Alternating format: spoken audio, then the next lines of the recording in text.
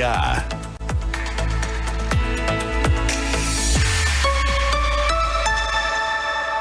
Camila Cunha.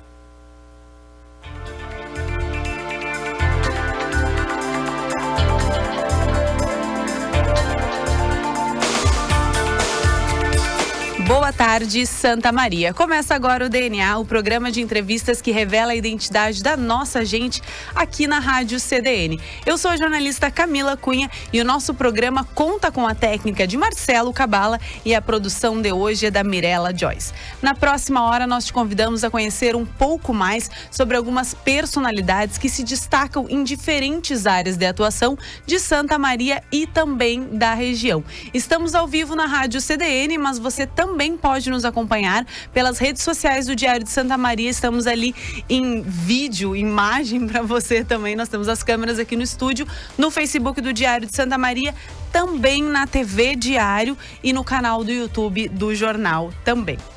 Se você quiser interagir com a gente, é só você mandar um recadinho ali ou você pode também mandar um recado para o WhatsApp 5599-136-2472. Você sabe que aqui no DNA a gente volta um pouco no tempo e para falar um pouquinho mais sobre a nossa entrevistada de hoje, a gente volta para o ano de 1988. Vamos aos fatos ocorridos nesse ano. No mundo, as Olimpíadas na Coreia do Sul foi o maior acontecimento esportivo do ano. É o início da formação do Mercosul por Brasil, Argentina e Uruguai. No Brasil, a promulgação da Constituição Brasileira ocorreu neste ano. Ayrton Senna tornou-se campeão mundial da Fórmula 1 pela primeira vez. A pergunta do ano foi: quem matou Odete Roitman? Ela era a vilã da novela Vale Tudo, uma das novelas de maior sucesso de todos os tempos da televisão brasileira. Em Santa Maria, a criação do Conselho Municipal da Cultura de Santa Maria para discutir e propor uma política cultural para a cidade. Este também foi o ano da fundação de MEI Luizinho de Grande. Neste ano, faleceu o apresentador dos programas de auditório, o clássico Chacrinha. Ramon Valdez, ator mexicano que interpretou o Seu Madruga no seriado Chaves, também faleceu neste ano. Neste ano nasceram o youtuber Felipe Neto, a cantora, atriz e compositora Rihanna e também a cantora e compositora Adele. E no dia 12 de novembro de 1988, nasceu a nossa convidada de hoje, a Jossana Frigo. Jossana, seja muito bem-vinda a um DNA. Prazer te ter aqui. Muito obrigada, Camila. O prazer é todo meu de estar aqui contigo hoje. Então tá, a gente fez um resuminho, um pouco da tua vida e depois tu vai nos contando e ver se confere. A Jossana nasceu em Jaguari, mas morou em Santa Maria, em Porto Alegre e Viamão quando era criança. Além das mudanças de cidade, ela fez um mochilão pela América Latina. Veio para Santa Maria para cursar economia, mas depois cursou jornalismo, mestrado e agora é doutoranda em comunicação, tudo na UFSM. Hoje nós vamos saber como o jiu-jitsu entrou na vida dela. Ela é faixa roxa de jiu-jitsu. Os principais títulos da Jossana são bicampeã brasileira no peso, 53,5 kg, bicampeã europeia, campeã sul-americana, peso e absoluto e também campeã sul-brasileira. Apesar dos títulos, Jossana fala sobre a dificuldade de um patrocínio financeiro. E também é vegetariana e usa a bicicleta como meio de transporte. Bem curioso todas as tuas informações, que eu achei que elas são bem ecléticas, digamos assim, Jossana. Da economia, pro jornalismo, pro jiu-jitsu, a parte da alimentação, a gente vai entrar um pouco tudo isso. Mas então, voltando no tempo, Jossana, o que tu me conta? Quais são as tuas memórias mais antigas da tua infância? Eu lembro muito, assim, de criança eu morei um tempo aqui em Jaguari, mas em seguida vim morar para Santa Maria com a minha mãe e com os meus avós. A gente morava no Prado e é uma parte que eu lembro pouco, assim, por ser muito criança.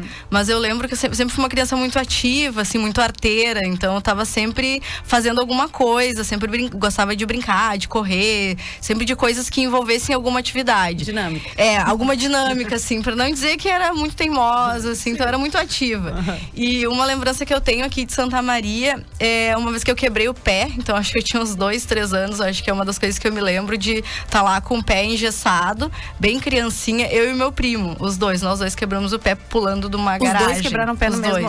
Porque os dois pularam de uma garagem. A gente tem a idade parecida, tinha uns 2 anos. Boa, né? Saudável, assim, vida de criança. Essa foi, assim, uma parte que eu lembro, assim, mais antiga, que é aqui de Santa Maria mesmo.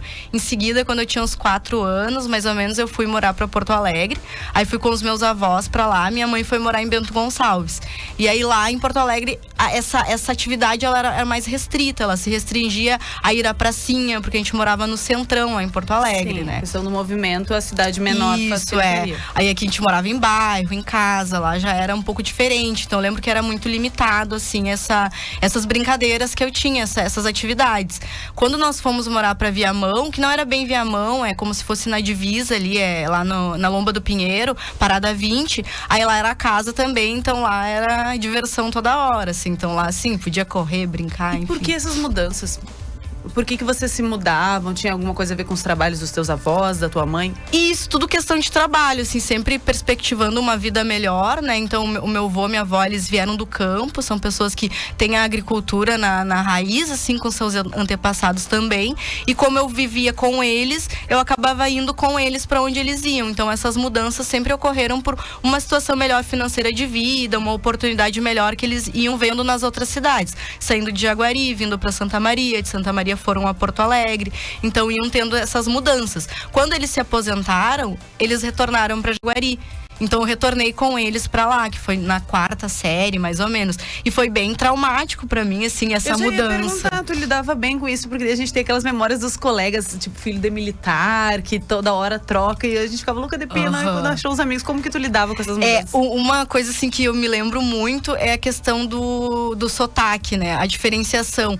Porque em Porto Alegre é tudo ti, em Jaguari é de, te. Então eu vivia assim num limbo que eu não era nem de um lugar nem de outro lugar. Porque em Jaguari, ainda mais pré-adolescência, aquilo eu era muito zoada pelo di e o ti, acentuação.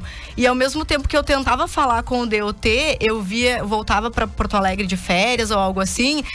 Lá também, sim. Então eu ficava naquele... Tinha que achar um sotaque próprio, que fosse um misto. Uma mistura, assim, de sotaques, assim. Aí essa foi a minha... Já na pré-adolescência, assim, quando eu tava em Jaguari. Foi um choque bem grande, cultural também, né? Vinha de uma cidade grande. Sim. Voltei pro interior. Voltei, que eu digo, porque, enfim, nasci lá, mas nunca tinha ficado lá de fato. Então foi um choque bem grande, assim. Eu lembro que eu não queria ir de jeito nenhum.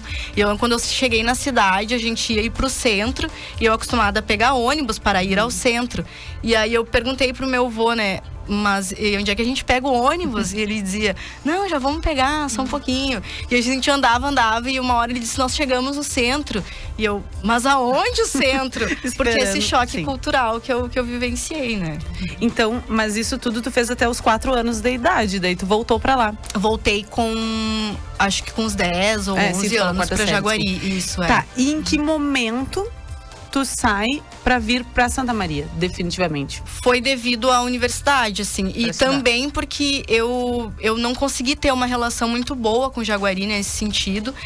Talvez por essa mudança cultural, por ser mais interiorana, embora eu goste muito da natureza do interior, eu acho que essa mudança cultural pra mim não foi muito boa, e eu queria muito sair de lá. Então eu pensava em formas que eu podia sair de lá. E o meu avô sempre me incentivou a estudar.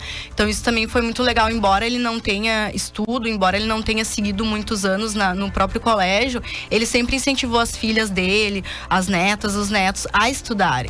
E eu via isso, né, como uma forma também já que eu era incentivada a isso, de fazer. E eu pensei, nossa, por que não então fazer faculdade de Santa Maria, que é uma maneira que eu consigo sair de Jaguari, que era uma cidade que no momento eu não gostava. E aí vim pra cá pra fazer economia. Foi em 2008, eu acho que foi, vim pra cá. Tá, mas o fazer economia, em que isso era algo que tu já pensava? Porque não está dentro das profissões mais clássicas, que a gente diz assim, quando eu era criança eu queria ser professora, queria ser bailarina, astronauta, mas economista a gente não costuma escutar. Da onde veio a ideia? por que seguir o lado da economia? Hoje, assim, né, mais velha, refletindo sobre, né, esses anos anteriores e como ocorreu a minha vida até aqui, eu acho que não teve, assim, um fato pela faculdade, vou fazer economia. Acho que a gente também tem uma pressão social muito grande de entrar na faculdade, de escolher uma profissão. E, claro, eu queria escolher algo, mas eu acho que eu não tinha algo bem definido, assim, não era uma coisa que eu podia te dizer, nossa, quero muito fazer economia, quero muito ser economista. Eu acho que foram eliminações que eu fui fazendo, eu estava em dúvida entre ciências sociais na época, o curso era noturno, então eu gostava muito de história e também ia bem em matemática e comecei indo ver onde que eu poderia, assim, talvez gostar de um curso. Fazer o teu teste vocacional. Mais ou menos isso, um teste vocacional por mim mesma. E por eliminação. E também pensando assim, bom, que eu tinha essa possibilidade de fazer diurno, não era noturno, tinha economia noturna, mas até por questões que o meu avô achava mais seguro fazer de dia, então fui eliminando até chegar ali.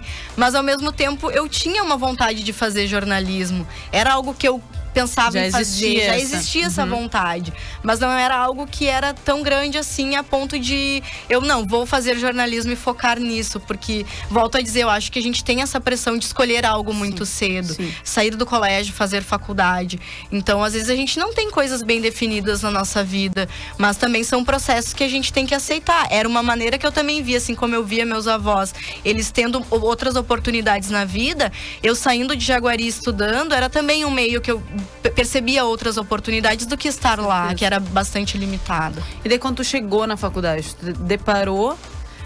Tu lembra a sensação de chegar em Santa Maria, tipo assim, aí já na vida adulta, né, da acadêmica? Quais eram as primeiras impressões que tu teve, assim, quando tu chegou no campus da UFSM? Sensacional, assim, né? pra mim foi sensacional. Eu não fui primeiro ao campus, porque a economia, ela ainda era no centro. Sim. Então eu fui vivenciar o campus no jornalismo. Mas só o fato de estar em Santa Maria, eu sempre tive o desejo de morar sozinha, assim, ter a minha independência, embora a independência financeira, ela não foi conquistada na faculdade, porque o meu avô que me ajudou financeiramente. Mas eu sempre tive essa vontade de, enfim, vivenciar a minha vida com as minhas pernas.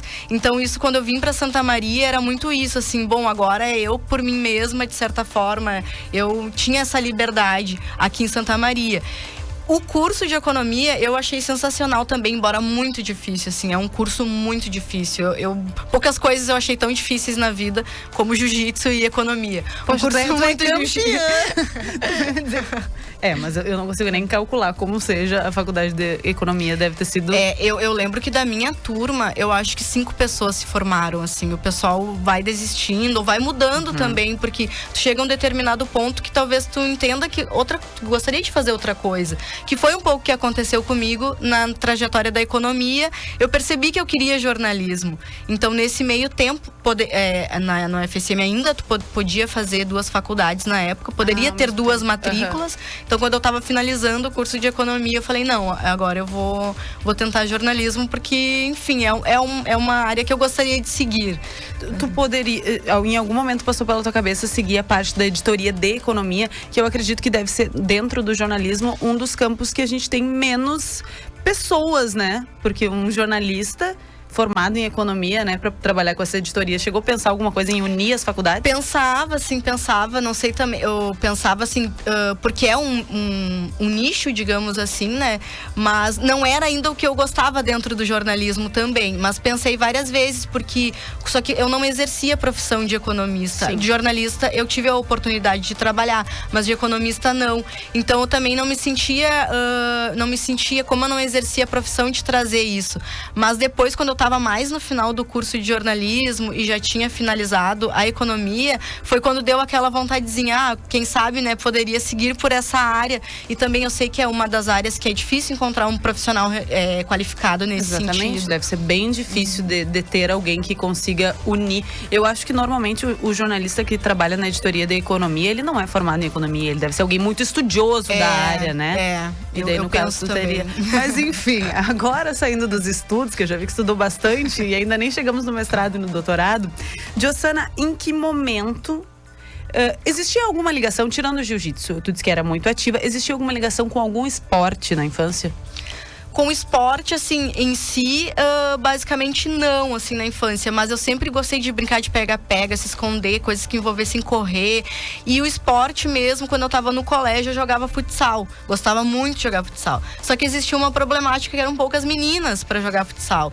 E as aulas, elas eram direcionadas mulheres para o vôlei, homens para o futsal, na minha escola, na escola pública.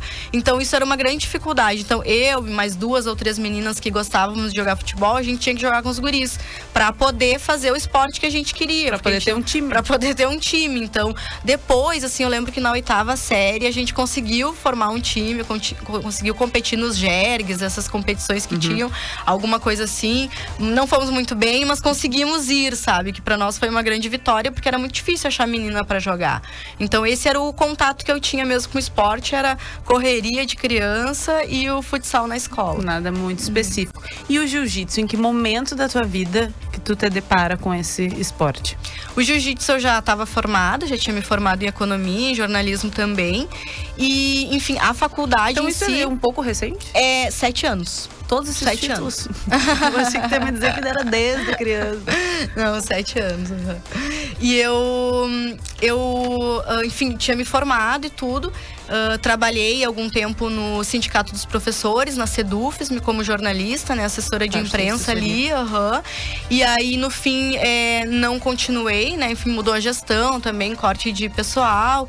E acabei tentando outras coisas, outros lugares, e também não consegui, acabei fazendo freela. E aí, essa vida de freela ficou uma vida, assim, muito louca, porque como eu trabalhava por conta, muitas vezes eu tava à noite trabalhando para entregar a matéria de manhã, aí dormia de manhã. Então, e a faculdade não existia uma rotina, exatamente. E a faculdade também, de certa forma, para muitas pessoas, e eu me incluo nessas pessoas, a gente também é levado a uma série de fatores ali dentro, os próprios prazos que a gente tem, as próprias a vida jovem, né? A gente sai, a gente se diverte e às vezes não conseguia levar de uma melhor maneira. Então também muito café. Então também tava numa rotina assim, saindo de uma rotina muito louca assim de estudos, enfim. Dentro do curso.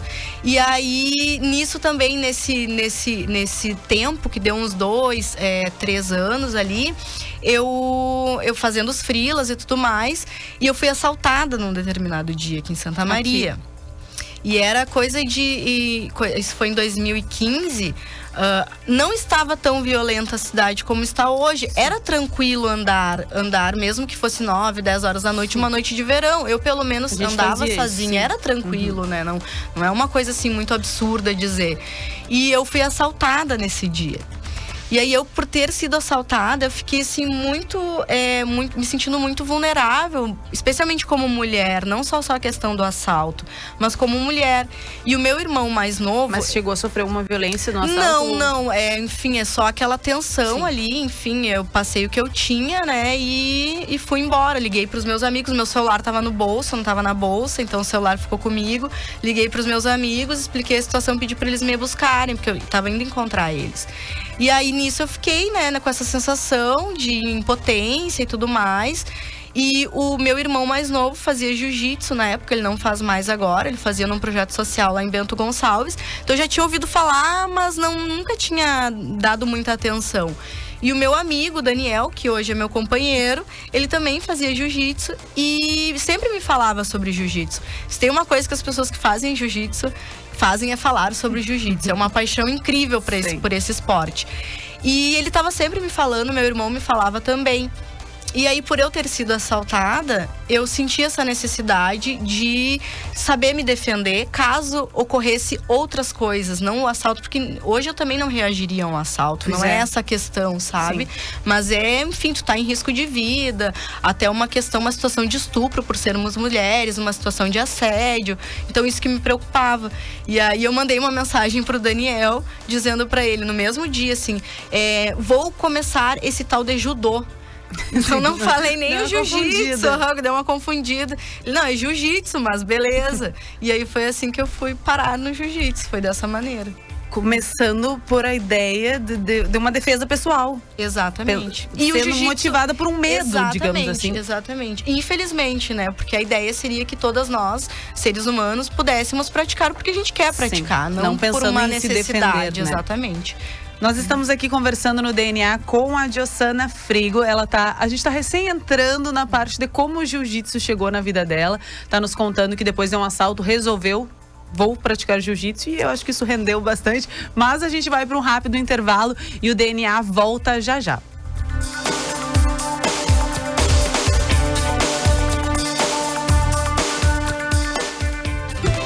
Com sintomas de Covid-19 ou teve contato com alguém positivado? Não fique na dúvida. Realize seu teste no LabMed. Nosso atendimento foi normalizado e estamos com estoque de exames para diagnóstico da Covid em todas as unidades do LabMed. O RT-PCR é padrão ouro no diagnóstico, indicado entre o 2º e 7º dia de sintomas e para assintomáticos. Garanta a sua segurança e de quem você ama. Procure um dos pontos LabMed e realize seu teste.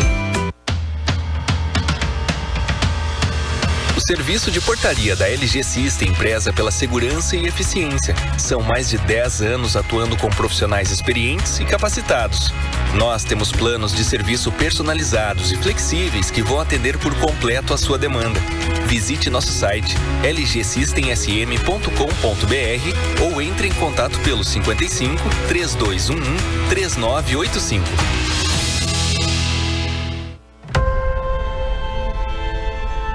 A 4ª temporada de Stranger Things acabou de chegar. E com a Claro, sua casa brilha até no mundo invertido. Assine Claro Net Virtua 350 mega com assinatura Netflix inclusa por R$ 99,99 nos primeiros 3 meses no combo. Ligue 55 3213 7280. Com a Claro, a casa brilha. Consulte condições de aquisição. A revista Persona do Grupo Diário já pode ser encontrada em 11 pontos de venda em Santa Maria. Garanta a sua Persona, uma revista influente, criativa, relevante, otimista e diversificada. Acesse persona.net.br ou chama o Grupo Diário no WhatsApp 55 3213 7272 e saiba qual o ponto de venda mais perto de você. Chegou a quinzena que vai trazer muito mais cores e descontos incríveis para você aproveitar. É a Quinzena Moleca da Eni. Leve para casa modelos lindos e super coloridos com um desconto de 20% à vista ou ainda 10% de desconto nos cartões Eni ou crédito em uma vez ou 5% em 2 vezes. Passe agora em uma loja Eni ou acesse o app e aproveite a Quinzena Moleca. Eni, seu estilo a cada passo. Nas tardes de domingo, às 14 horas, você está convidado para relembrar o passado com o historiador Walter Noal Filho e convidados no programa Memória. Te esperamos para falar sobre lembranças, histórias, acontecimentos e curiosidades de Santa Maria. Memória, um encontro com lembranças da nossa cidade.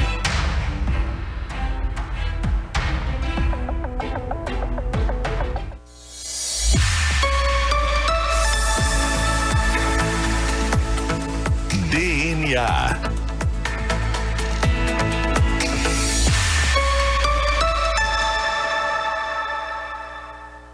Camila Cunha.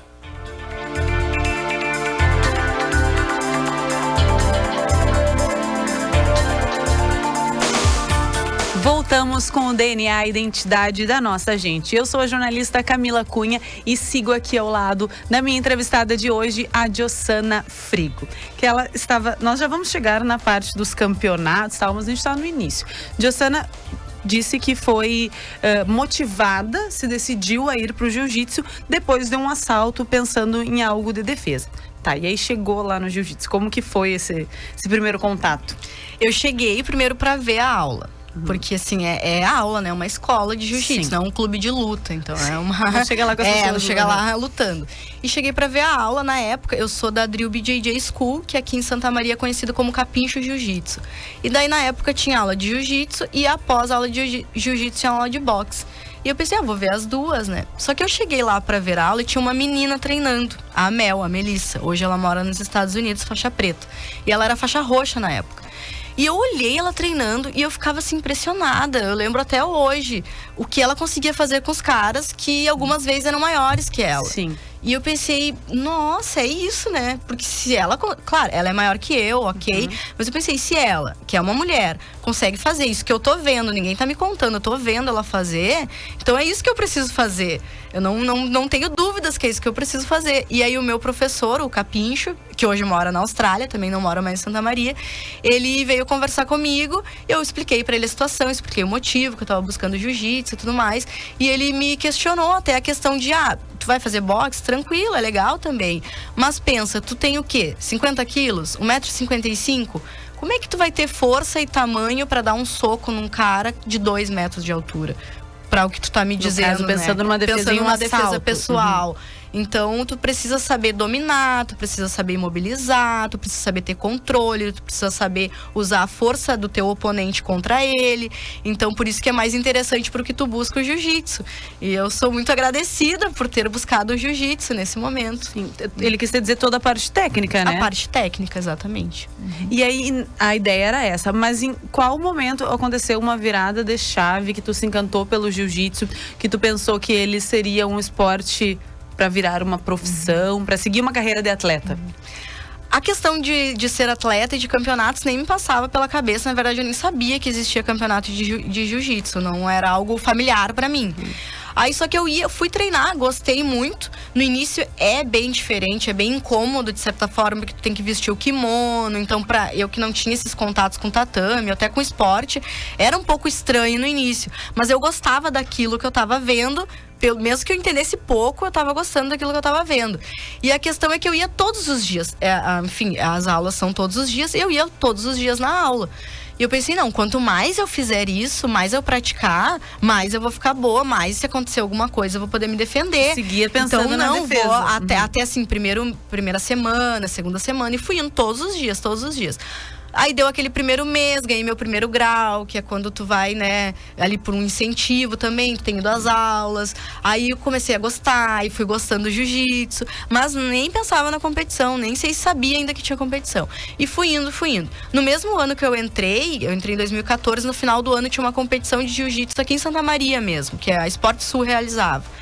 E aí os meus colegas, as minhas colegas, a Mel, que é competidora, e eu treinava muito com ela, fazia aula com ela também, na época ela dava aula pra meninas ali, tinha aula mista e a aula que ela dava pra meninas. Ela me incentivava também muito a isso.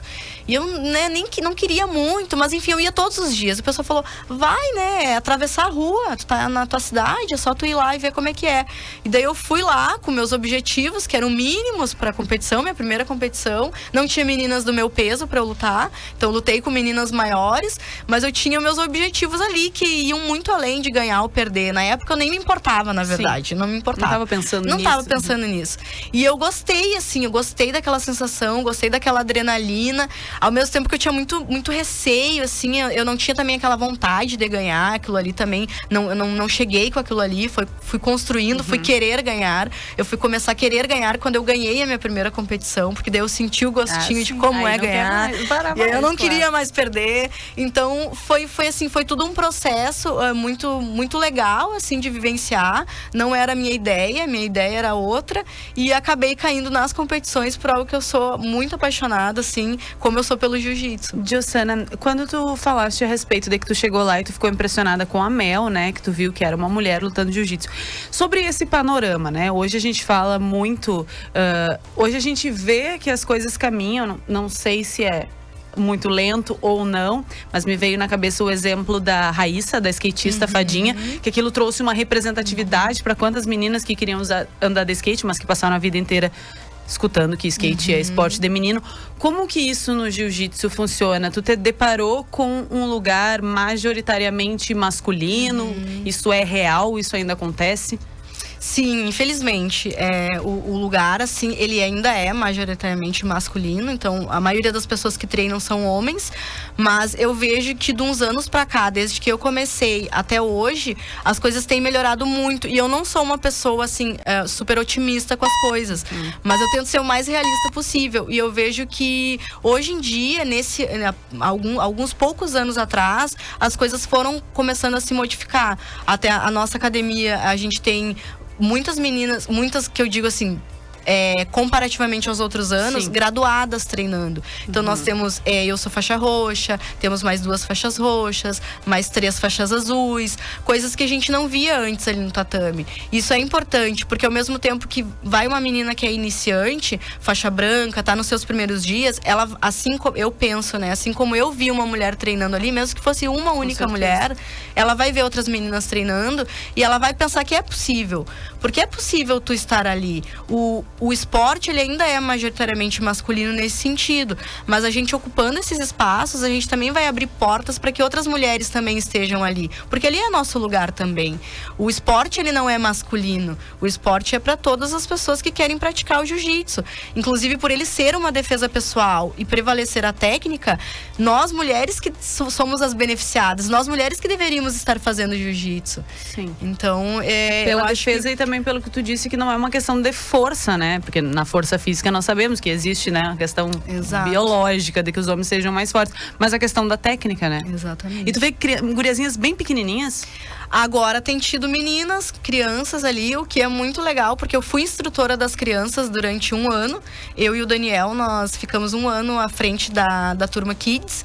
E a gente tinha algumas meninas também. E isso é muito legal de ver, porque antes tu não via meninas, né, na turma porque Kids. Porque a criança não tá pensando na defesa, isso que a gente fala da história do assalto, de se sentir mais confiante. A criança, ela tá indo para um esporte.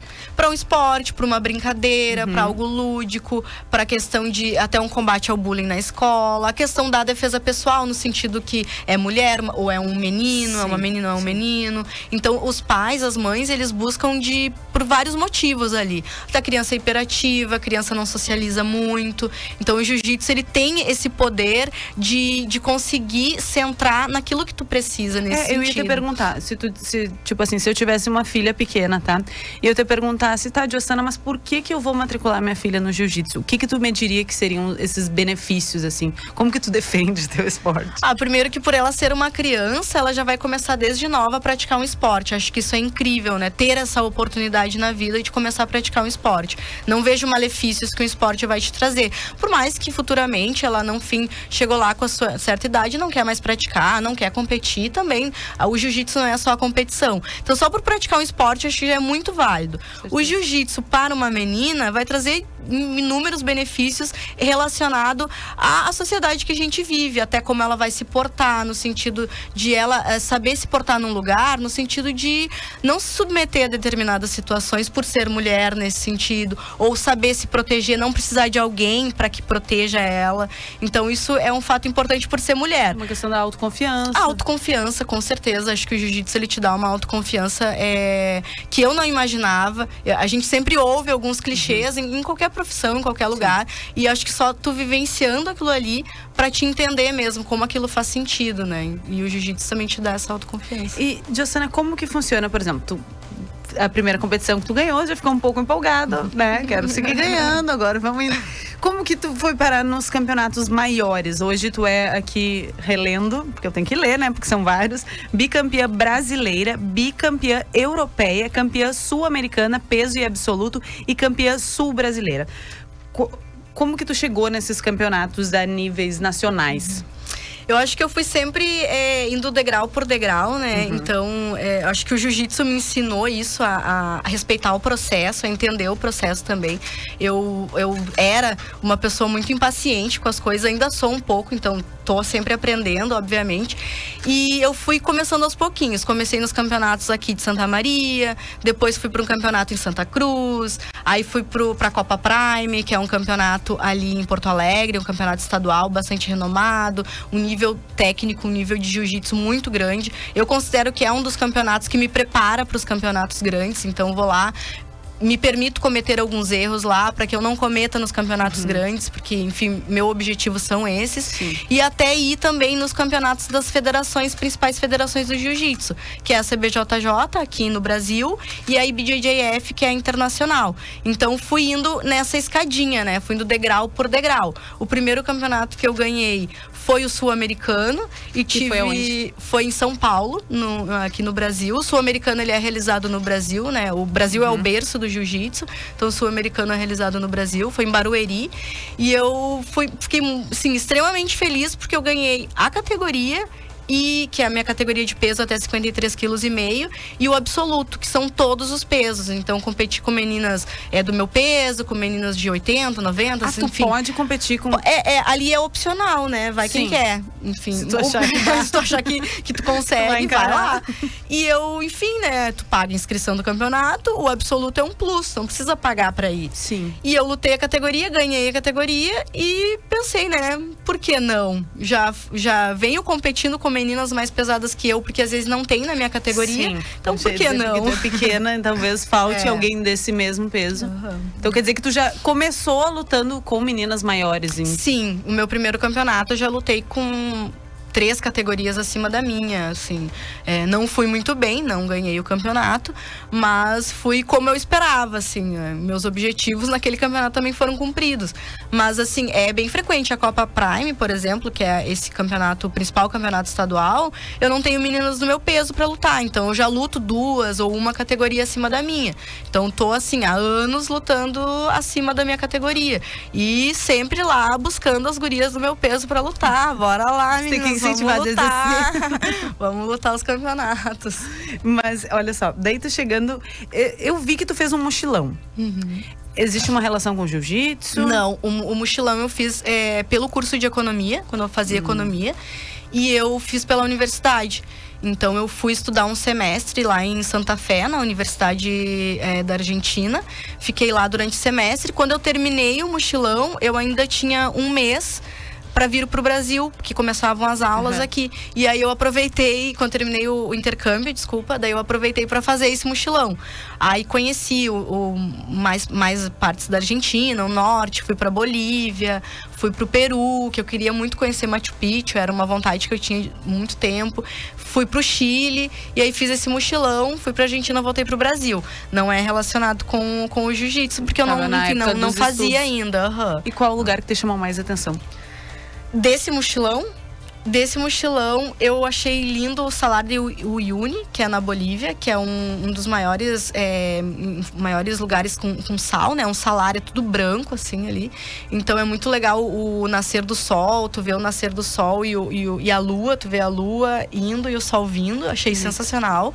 E Machu Picchu, que era um sonho que eu tinha, assim, já na adolescência, já queria ir pra Machu Picchu, no Peru. Talvez a experiência eu acho que eu romantizei um pouco. Eu ia te perguntar, porque eu escuto algumas questões assim de gente que foi e tipo assim, muito cansativo, muito... É que tu é atleta, né? Mas então... na época eu não era e foi muito cansativo. Pois é. Nossa, foi cansativo demais. Mas até a questão do romantizar é que é um lugar que é turístico, então aquilo que tu idealiza tá nas ideias, porque lá vai ter um monte de gente, enfim, coisas que tu aprende com a vida. Aquele meme clássico de eu vou tirar foto num ponto turístico e tem 1 milhão de pessoas. É isso aí, então... Mas mesmo assim, um lugar incrível, assim, pra ir, acho que vale muito a experiência. Hoje em dia, já tendo uma condição física melhor, acho que eu me sentiria bem melhor lá na subida, porque eu fiz a pé ali pra ir. Enfim, são esses dois lugares. Gente, então treinem antes de ir pra Machu Picchu. Pensem na preparação física. Jossana, e o campeonato europeu? Em que ano foi? Tu é bicampeã? Isso, eu ganhei o Campeonato Europeu de 2020. Não teve em 2021 devido à pandemia. E agora 2022. 2020 foi em Lisboa, em Portugal. E agora 2022 foi na Itália. Foi em Roma. Foi em Roma, Ostia, mas é uma parte de Roma lá. E eu vi também tu falando a respeito da questão do patrocínio. Como que funciona o patrocínio? Se é que funciona? Existe... Não sei se existe algo público de incentivo. Existe isso? Não existe. Existe tu tentar, né, a partir do teu currículo, não sei, da tua experiência, de tu como ser humano também, que eu acho que conta muito, né? Eu acho que tu pode ter milhares de títulos, mas tu ser uma pessoa que, enfim, né? Sim. Então, existe a maneira de tu lá bater na porta das pessoas e... Oi, você, né, gostaria de me patrocinar, tenho esse currículo, sou assim. Também a gente vai fazer uma troca, porque na verdade o patrocínio, eu acho que a grande parte das pessoas, e eu digo por experiência própria, entendem que é algo que eles estão te dando. Quando na verdade é uma troca. Claro. É uma divulgação. É uma divulgação enfim, imagina, eu vou lá, luto europeu, vou pra Lisboa, fui pra Roma, lutei. tô lá, posso ter um pet no meu kimono com a empresa tal que tá me patrocinando financeiramente. certeza não é um tô favor, divulgando. é uma troca, lógico. E é bem complicado, assim, eu vejo Santa Maria é um lugar bem complicado em relação de patrocínio, assim, eu nunca tive patrocínio financeiro. Tem alguns apoios, assim, a Equilibrium, que é a academia que eu faço a musculação. Então, o apoio que tu diz são trocas de serviços. Eu vou lá, faço, né? Enfim, a gente troca, não é um patrocínio financeiro, né? Não é um dinheiro que eu recebo pra isso, assim. Mas aí tenho esses apoios, assim, o Rodrigo, meu fisioterapeuta, assim, que me ajuda bastante. Os serviços. Né? Os serviços que eles prestam, enfim, que é um serviço de qualidade que fazem, e a minha academia Drill, que o meu professor Barney ali e tudo mais, que é onde eu treino, assim. É isso aí. O DNA precisa ir para um rápido intervalo novamente. Estamos aqui conversando com a Diossana Frigo, bicampeã brasileira de jiu-jitsu e bicampeã europeia, mas nós voltamos já. Vamos para um rápido intervalo.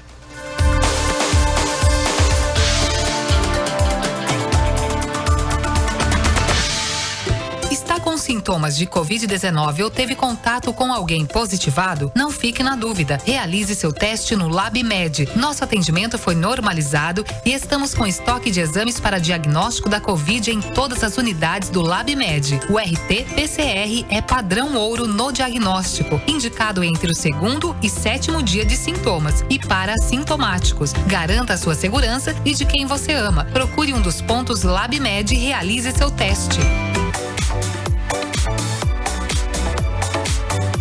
De segunda a sexta, das 13h30 às 14 horas, sempre tem um tema que exige muito jogo de cintura na sua vida. Jogo de cintura. Vem.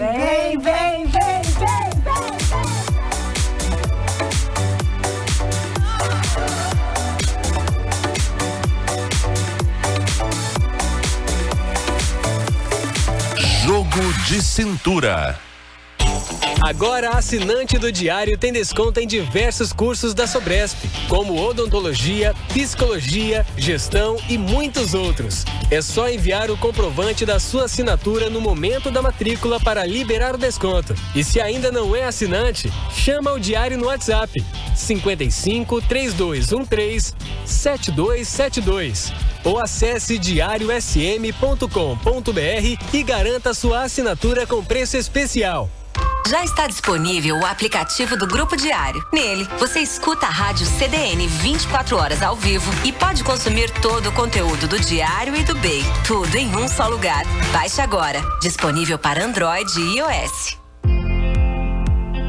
Você sabia que 83% dos brasileiros têm medo de serem vítimas da violência? E você, como se sente? É para garantir a sua segurança que a Securi Soluções Seguras trabalha. E temos certeza de que você já nos conhece. Por muito tempo, nosso nome foi Securi System. Depois de 20 anos de mercado, demos um grande passo, uma nova gestão, mais moderna, com mais investimento em tecnologia e foco na excelência. E para acompanhar a nova fase, um novo nome: Securi Soluções Seguras. Porque é isso que oferecemos para você: soluções. Soluções em tecnologias de segurança para o seu condomínio, a sua empresa, o seu agronegócio. Agende uma visita e veja como podemos deixar a sua vida mais tranquila. Securi Soluções Seguras. Um novo grupo, uma nova empresa. Porque nós cuidamos de você.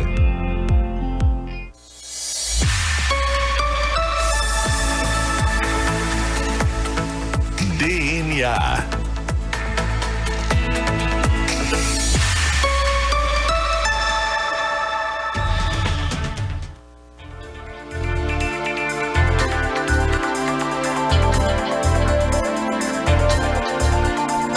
Estamos de volta com o DNA, a identidade da nossa gente. Eu sou a jornalista Camila Cunha. Hoje estou aqui num bate-papo com a Diossana Frigo, bicampeã brasileira de jiu-jitsu, bicampeã europeia, sul-americana, absoluto, sul-brasileira, vários, né? Estava nos contando sobre esse currículo dela. Mas, Diossana, o papo tá muito bom, mas tem mais algumas pessoas que querem te mandar um recado. A gente está conversando entre nós, mas tem mais gente para participar dessa conversa. Cabala, por favor, vamos escutar os 2 primeiros áudios.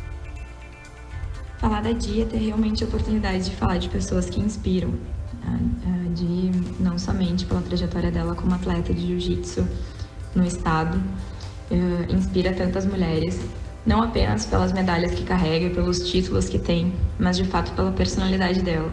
Ela é super inclusiva, super disposta, está sempre disponível para motivar, para dar uma palavra de incentivo, e isso é realmente único, assim. No ano passado eu tomei a decisão de pela primeira vez competir um campeonato, e foi justamente um campeonato brasileiro, né, o maior campeonato de jiu-jitsu do país. E para todo mundo que eu falava que eu ia competir, as pessoas falavam: nossa, mas que loucura, tu nunca competiu, é justamente no brasileiro. Quando eu contei pra Di, ela disse: é isso aí, tu é casca grossa, tu vai lá, tu vai dar show e vai com vontade, que é isso aí. Me consagrei vice-campeã brasileira e ela foi uma das pessoas que realmente mais me incentivou. Bem, eu sou apaixonada pela personalidade dela, acho que o mundo precisa de mais pessoas como ela e como a Dani. E Di, só continua, porque realmente o mundo precisa de vocês. Tu é incrível, e pra mim é um prazer enorme cada vez que a gente pode dividir um momento juntos, e especialmente no tatame, tá? Um beijo enorme. Eu e a Di, nós nos conhecemos em 2015 no jiu-jitsu.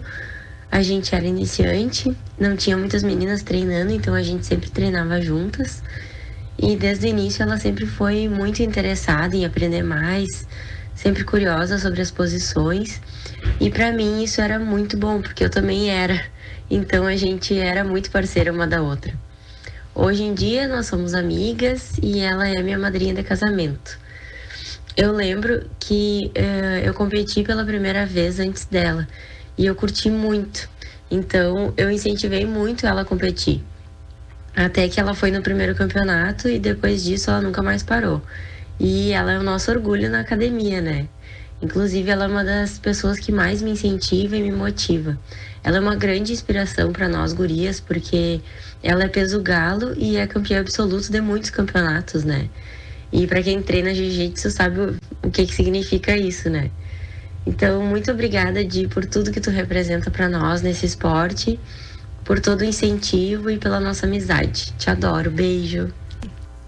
Então, nós tivemos aí o depoimento da Mari e da Bibiana, é isso? Isso, da Mari e da Bibi. Eu vou como a gente já tá correndo contra o tempo, eu vou passar para os 2 próximos depoimentos pra gente ver quem são as outras pessoas que querem mandar um recado.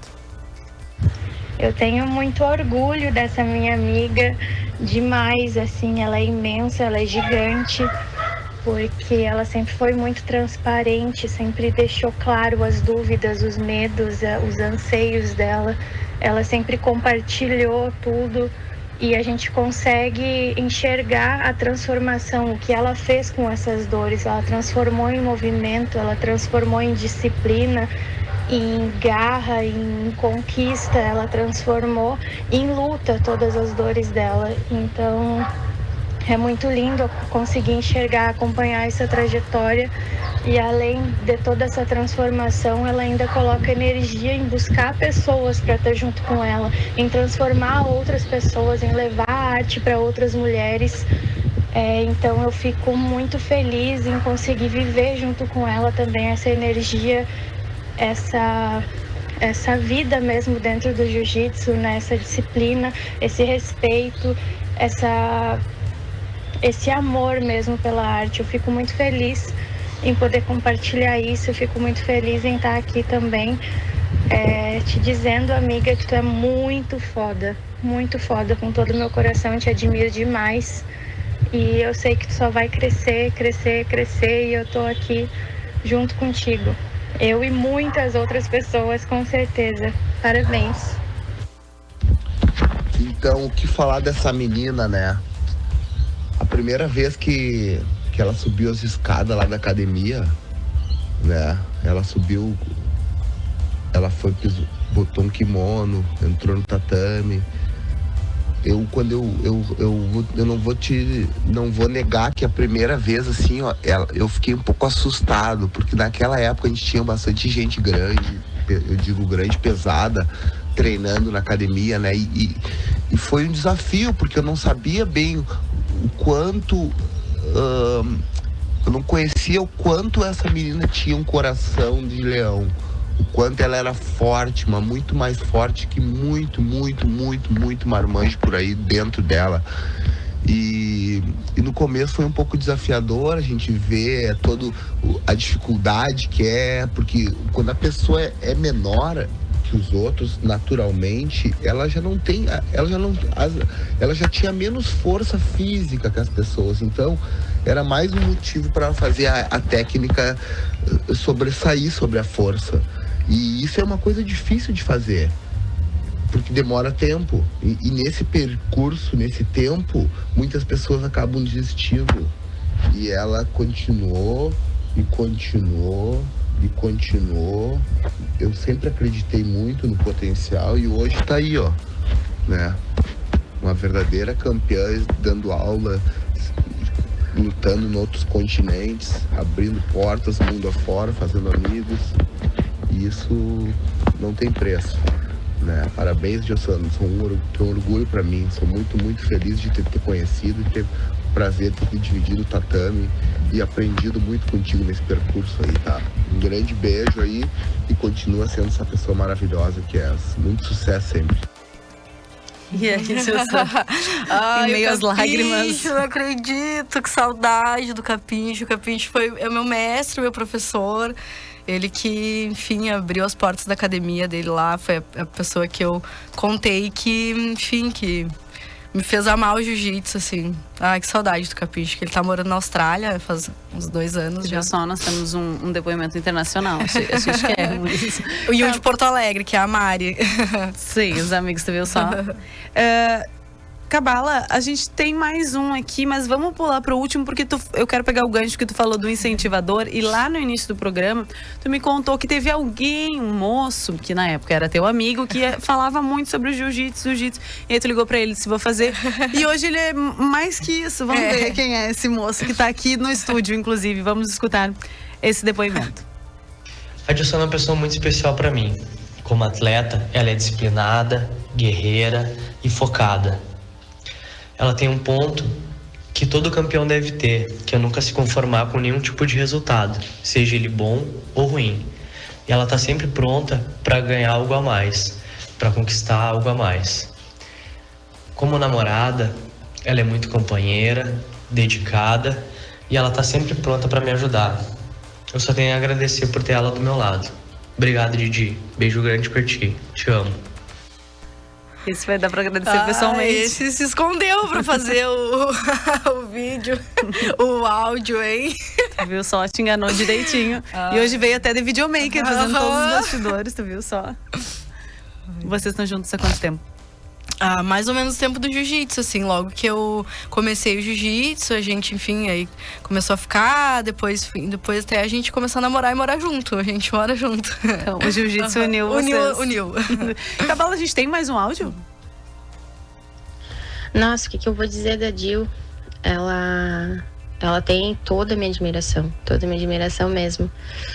É uma guria muito batalhadora, dedicada, comprometida, exemplo puro, essência pura, e ela é gigante, ela é simplesmente gigante. Todas as oportunidades que eu tive de conversar com ela, ela só me impulsionou, só me deu motivos para não desacreditar em mim dentro do jiu-jitsu, e isso implica na minha vida pessoal também. E eu só tenho motivos para agradecer essa baixinha que é gigante. Um beijo, Jill. Mais uma amiga aí, então. Um depoimento da Tassi. Jill, pra gente encerrar, eu fiquei curiosa porque vocês falam, deu pra perceber o companheirismo, teu Daniel, o amor pelo jiu-jitsu, e a gente falou bastante sobre representatividade, mulheres no esporte. Existe algum plano, algum desejo de algum projeto relacionado a isso? Tipo, de trazer o jiu-jitsu? Quais são os teus planos para o jiu-jitsu?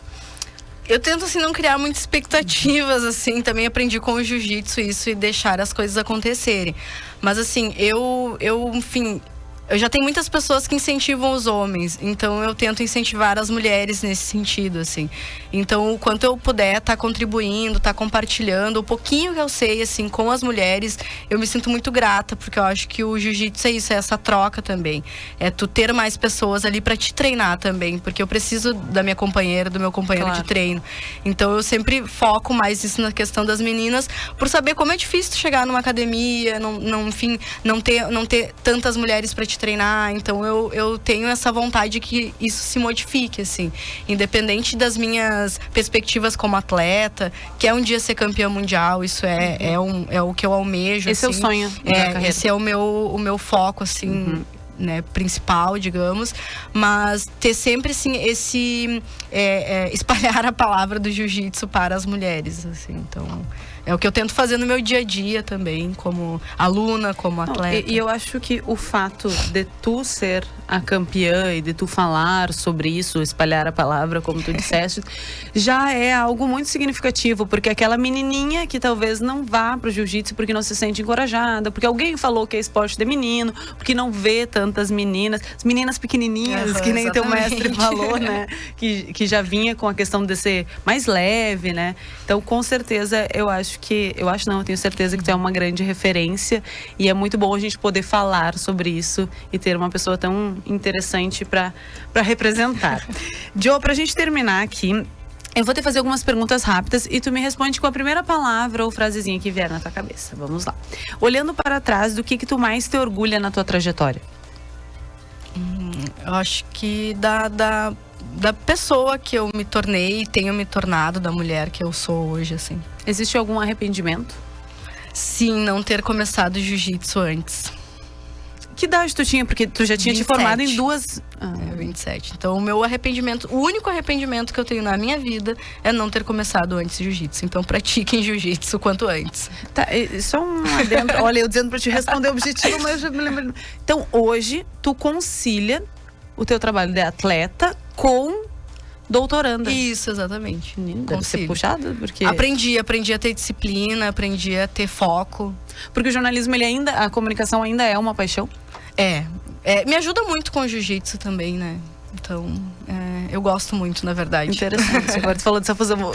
Eu já pensei assim, a gente pode... Existe uma saudade. Meu avô. E um sonho? Ser campeã mundial. O que te dá paz? Jiu-jitsu. E o que tira paz?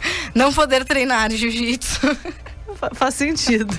E o que o jiu-jitsu é pra ti? É tudo. É tudo. Jiu-jitsu lifestyle. E se tu pudesse escolher um lugar em Santa Maria, qual é o teu lugar preferido? A minha academia, drill. Eu achei que tu ia dizer isso mesmo. E uma palavra que te defina? Jiu-jitsu. Não vai dizer outra coisa agora. Não, mas eu achei que tudo faz sentido. Mesmo que as respostas tenham sido repetidas, todas faz sentido. Jossana Frigo, conversamos com a Jossana, essa atleta campeã, né? Bicampeã brasileira, bicampeã europeia. Foi um prazer imenso te ter aqui no DNA. Muito obrigada pela tua presença. Muito legal a gente poder conversar sobre esse assunto e conhecer um pouco mais, né? O prazer foi todo meu, Camila, e fiquei muito surpreendida, especialmente com o depoimento do Capincho, assim, que é uma pessoa que eu tenho muita saudade de estar perto, embora a gente converse à distância, né, mas muito obrigada, assim, por ter esse momento aqui. A gente que agradece por nessa tua rotina, que eu imagino que seja bem puxada, ter conseguido um tempinho para vir aqui na CDN. Muito obrigada. O DNA de hoje vai ficando por aqui. Eu desejo a vocês todos uma ótima sexta-feira, um ótimo final de semana, e a semana que vem estamos de volta. Tchau, tchau.